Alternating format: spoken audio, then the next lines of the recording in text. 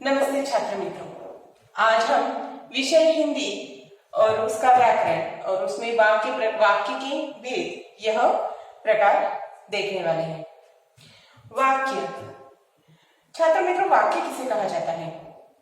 शब्दों का ऐसा समूह जिससे कोई अर्थ प्रकट होता है, जिससे कोई बात हमें समझ में आती है, तो ऐसे शब्दों के समूह को वाक्य कहते हैं। यानी शब्दों के ऐसे सार्थक समूह को वाक्य कहते हैं जिससे किसी विचार की पूर्णता प्रकट हो। वाक्य के भेद। वाक्य के भेद भी दो प्रकारों में होते हैं, एक अर्थ की दृष्टि से और दूसरा रचना की दृष्टि से। तो आज जो प्रकार हम देखने वाले हैं वह है अर्थ की दृष्टि से वाक्य के भेद। अर्थ। ऐसे वाक्य जिससे हमें कोई अर्थ समझ में आता है, तो उन वाक्यों के प्रकार जो होते हैं वह कहलाते हैं अर्थ की दृष्टि से वाक्य के भेद। उसमें पहला प्रकार है विधानार्थक वाक्य। विधानार्थक वाक्य को हम विधानवाचक वाक्य भी कहते हैं। तो विधानार्थक वाक्य, जिस वाक्य में सिर्फ एक ही ऐसा कोई विधान स्पष्ट किया गया हो, एक ही कर्ता और कर्म का हमें बोध होता है, सरल वाक्य ऐसा जो दिया जाता है उसे कहा जाता है विधानार्थक वाक्य। ऐसा वाक्य जिसमें ऐसा अर्थ प्रकट होता है जो कि बहुत ही सरल हो, एक कर्ता कर्म दिया जाता है, उसे कहा जाता है विधानार्थक वाक्य। जैसे सिरचन को लोग चटोर भी समझते हैं, मैं भीतर तक कांप गया। इस तरह से सरल विधान जिस वाक्य में होता है उसे कहा जाता है विधानार्थक वाक्य। दूसरा प्रकार है निषेधार्थक वाक्य या निषेधवाचक वाक्य। जिस वाक्य में कुछ बात न होने या न करने का अर्थ प्रकट होता है, उस वाक्य को कहा जाता है निषेधार्थक वाक्य। जैसे मेरी गली में एक भी पेड़ नहीं है। नहीं, इस शब्द से इस वाक्य में न होने का बोध होता है। गाय ने आज भी दूध नहीं दिया। इस वाक्य में दूध न देने का कृति क्रिया न होने का बोध होता है, इसलिए ऐसे वाक्य को कहा जाता है निषेधार्थक वाक्य। तीसरा प्रकार है प्रश्नार्थक वाक्य। जैसे आप कहाँ जा रहे हैं? मकान ढूंढने में कोई तकलीफ तो नहीं हुई। ऐसे वाक्य जिनमें प्रश्न का बोध होता है, प्रश्न प्रकट होता है, तो उन वाक्यों को कहा जाता है प्रश्नार्थक वाक्य या प्रश्नवाचक वाक्य। इन वाक्यों के आखिर में प्रश्न चिन्ह जरूर होता है। चौथा प्रकार है आज्ञार्थक वाक्य या आज्ञावाचक वाक्य।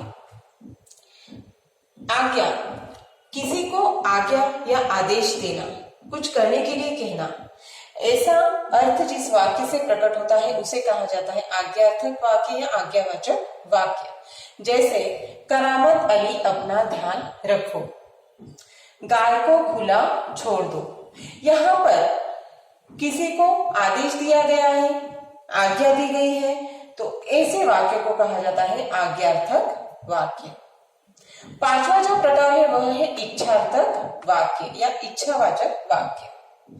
अगर किसी वाक्य में हम कोई इच्छा प्रकट करते हैं, हमारा हेतु प्रकट करने की कोशिश करते हैं, तब ऐसे वाक्य को कहा जाता है इच्छार्थक वाक्य या इच्छावाचक वाक्य। जैसे प्रभु आपकी कामना पूरी करें, मीनू दीदी आप सदा खुश रहें। यहाँ पर हमने इच्छा प्रकट की है, तो जिन वाक्य में इच्छा प्रकट होती है, कोई हेतु प्रकट होता है, उसे कहा जाता है इच्छार्थक वाक्य। पांचवा प्रकार है संदेहार्थक वाक्य। जिस वाक्य में कोई संदेह, कोई शंका प्रकट की जाती है, तो ऐसे वाक्य को कहा जाता है संदेहार्थक वाक्य। जैसे अब शायद सिरचन न आए, एक संदेह, एक शंका यहाँ पर प्रकट की गई है। शायद अब हमें कोई तंग नहीं करेगा, यहाँ पर भी एक शंका, एक संदेह प्रकट किया गया है।